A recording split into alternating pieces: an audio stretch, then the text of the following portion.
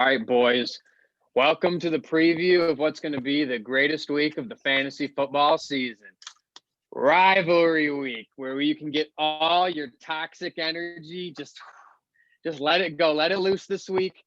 Anything goes. You can say whatever you want within reason. No, you can say whatever the fuck you want. All right, to your opponent. Don't be talking some wild shit in the chat. You can talk shit to your opponent. But we got week 12, Thanksgiving weekend. And what do we want to bring this week? Toxicity. Let's get into it with our first rivalry matchup. Noah and Matt in the CaddyShack Bowl. Francy Feast and DeezeNuts. These Evan scholars are going to be going after it this week. Let's take a quick look at the history here, as these teams don't have as much of a rivalry on the field yet as they do off the field. You know, former roommates, they live together. You know, there's obviously got to be a little bit of hostility there. But let's look at what happened on the field here over the past couple years. So both these teams right now are sitting at a 2-2 record overall. Matt at the moment owns the rivalry's only winning streak, which is currently 2. So nothing crazy quite yet.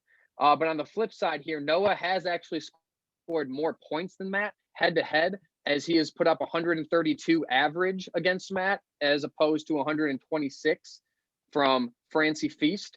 And Noah actually has the most recent victory between the two, as he was able to capture the victory between these two franchises last year. Now, looking ahead of what's on the line this year on Rivalry Week, for Matt, he's trying to escape the toilet bowl. He's been decimated with injuries this year, and he's really just trying to make sure that he doesn't have to fight for his life in the tournament. Got a big win last week. If he can get a win against Noah this week, he can almost solidify himself from that low life tournament. He can also stop the losing streak that's happening currently. Doesn't want Noah to have a winning streak against him at all. He can also keep Noah out of his first ever playoffs, and he can take the lead in rivalry week history against DeezeNuts. For Noah, what's on the line this year? Making his first ever playoffs. It's going to be a big thing for this franchise. Trying to get their first ever win streak against Matt. And if you're going to make the playoffs, what better way to send your rival to the toilet bowl? If he gets a win against Matt, it almost guarantees that Matt will be in the toilet bowl this year. So a lot of big implications on this game this year. So let's look at over here at what are going to be the keys to victory. Travis, what are the keys to victory for Francy Feast this week? Well, first off, I just want to say I think we should start this one off by making him do a ceremonial caddy race before the game starts. maybe Thursday morning. But anyways, keys to victory here for Francy Feast. Jalen Hurts has to continue being elite like we saw this past week. He needs to fill in for Kyler Murray on this team. And just like filling in for Derrick Henry, he needs Kareem Hunt to vulture at least one touchdown off of Nick Chubb. And he needs another big day from Mike Evans. He's been getting that recently. He'll need another one. And then also the other keeper he had, Darren Waller, needs to make Mark Andrews his bitch and show out. For DeezeNuts, keys to victory, his running backs need to heavily outscore Francy Feast. Francy Feast has been decimated at the running back position with injury. Hopefully, Kareem Hunt can come back from them this week, but this is a big point of emphasis for DeezeNuts. Also, DeezeNuts has a really nice wide receiver core. They have to contain what could potentially be a big day for Mike Evans. And also, could it be a Tyler Bass to mouth day? Wasn't last week. He had 0 points. Could have a big week this week. Right now, the current line is DeezeNuts minus 7.13. Going into our next game here, we have the TickTock Bowl between the two bottom feeders of the league this year. Not historically, but this year. Cleas Mafia versus FaZe Kev. Now let's look at the history here a little bit between these two franchises. They currently at the moment have tied 5-5 over league history, with FaZe Kev just slightly etching out Cleas Mafia in the points for per game, scoring 124 average as opposed to 122.5, but very close games for them overall. Tyler did even up the record earlier this year, as he was able to get a win against FaZe Kev. I think it was like week 4 or 5. And he had also dropped 172 on Kev's head in the playoffs. I believe that was 2 years ago in 2019. However, Kev does have the slight advantage here, as he did beat Tyler to claim his first ever championship. So Tyler was able to beat him 1 year in the playoffs, but Kev beat him in the championship game. So a little like advantage Kev there, I would say. And he's also scored more points in rivalry week history going against Cleas Mafia. What's on the line for these two teams this year? If I'm going to be completely honest, not much. All right, both these teams are in the toilet bowl. There is no stopping that. That is their fate, okay? At this point, both these teams are playing for just a semblance of pride, something. And, oh yeah, maybe having the winning record against the other going into next season. Now it's also what's on the line this year. Going next into our keys to victory, starting with Cleas Mafia. Chef Russ, hopefully Cleas put Chef Russ in this week. He hasn't the last couple weeks, but Derek Carr has not been the answer for him. But Chef Russ needs to keep pace with Josh Allen this week. Josh Allen always has the potential to go off for 40 points. Chef Russ is going to have to keep pace for Cleas Mafia. Also, Cleas is going to have his running backs match up with Austin Eckler and Darrell Henderson, who have been a key driving force for Kev's team this year. Also, he's going to need to have some of his alphabet players, CeeDee Lamb, A.J. Brown, put up numbers this week. All right, they need to put up some numbers. All right, and also his flex needs to outscore Kev. That's going to be very key for Cleas Mafia this week, and kind of what their game plan is going to be going into this game. All right, flip side here for FaZe Kev. They need to have Josh Allen return to form. Him and the Bills together just did not look great this week. They need to bounce back, get Josh Allen back to his top fantasy dog performances. Second up, he needs running back duo Austin Eckler, Darrell Henderson to just absolutely go off, completely drop their nuts all over Cleas Mafia's face, right on top of the table. Also needs a big day from Hawk on Thanksgiving. The Lions are not known for great Thanksgiving performances, so that might be a big ask. And then he needs to keep the receiver spot and the flex spot scores close and let the rest of his players fill in the gap. FaZe Kev, current 2-point favorite, but it's pretty much a push-em game with push-em history. So this one should be interesting, but not for the right reasons. All right, next up, fan favorite, the Sneak Bowl, Cleveland Steamers and the Canned Pams. Let's take a quick look here at the league history. You wouldn't think it by most years, as the Canned Pams are notoriously toilet bowl bound most years, but they actually hold the overall record here on the Cleveland Steamers, 7-3, despite being outscored on a points per game basis. All right, Cleveland Steamers average 120 points in these matchups. Canned Pams average 114. This team is the definition of sneaky motherfuckers. Hopefully for the Cleveland Steamers this week. Canned Pams did get a swiper award last week, so hopefully that is the end of that. No swiper awards this week. So Cleveland Steamers, they have scored more points even at being 3-7. All of their victories within this rivalry have been absolute cheek clappers. Okay, there's no close games when the Cleveland Steamers come out on top.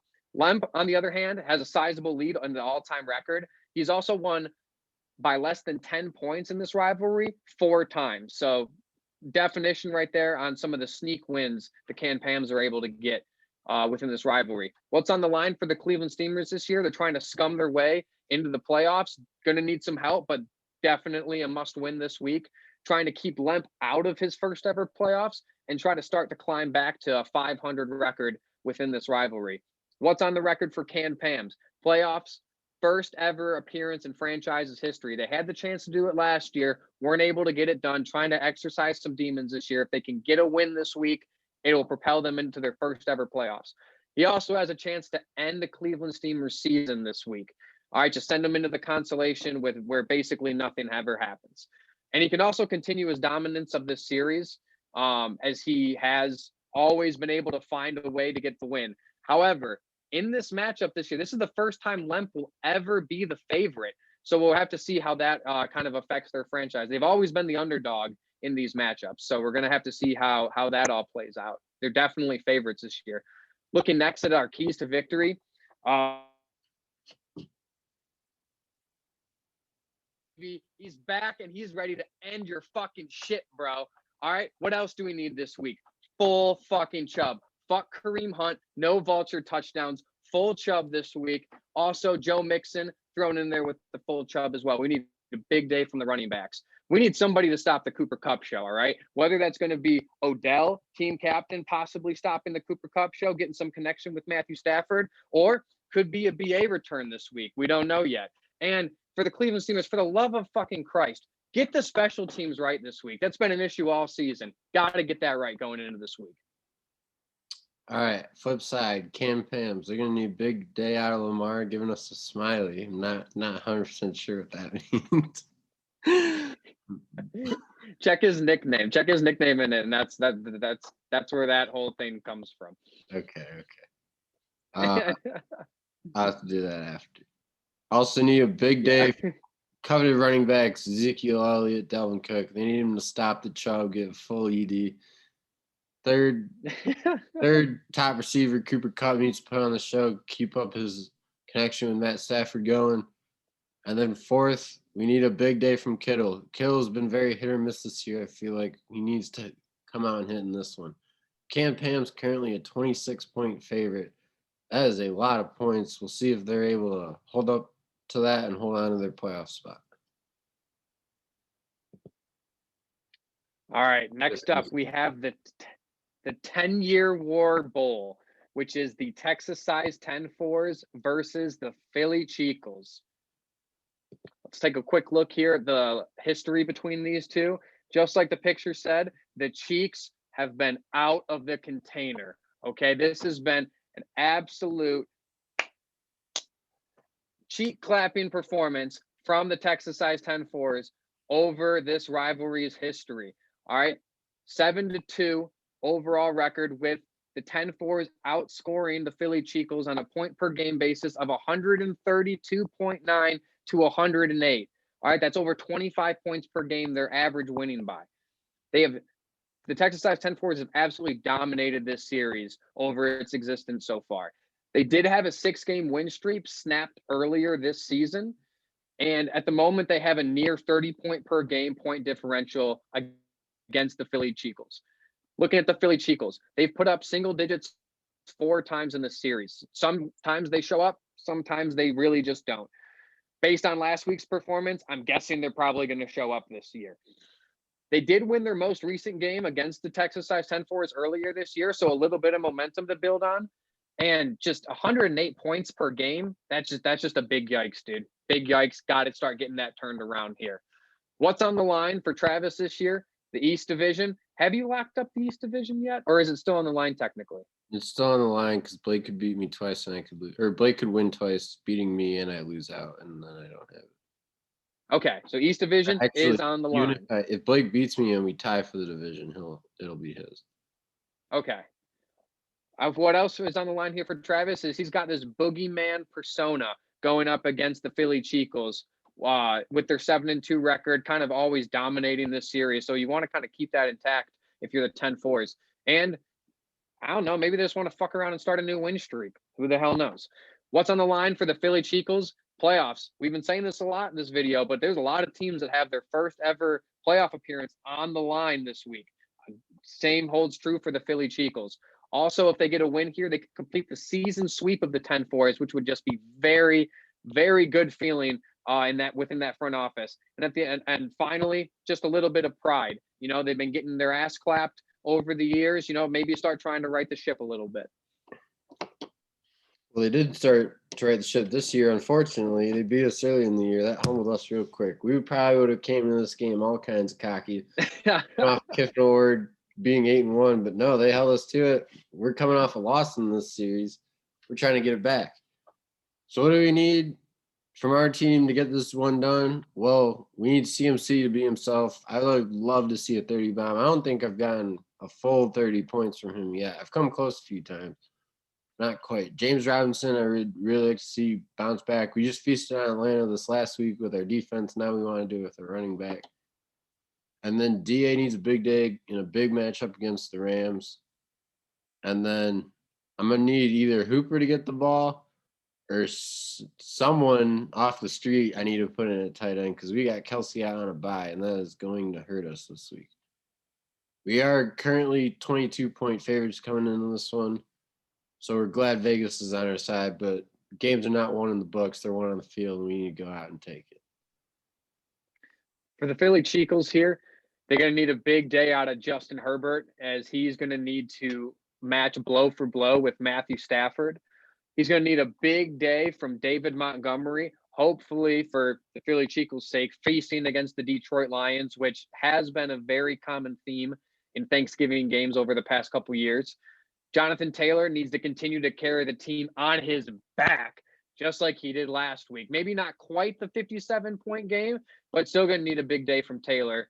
Debo's going to have to match up with Devontae for points, and Higbee's also going to need to catch at least one Stafford touchdown to try to balance out a potential big day from Matthew Stafford.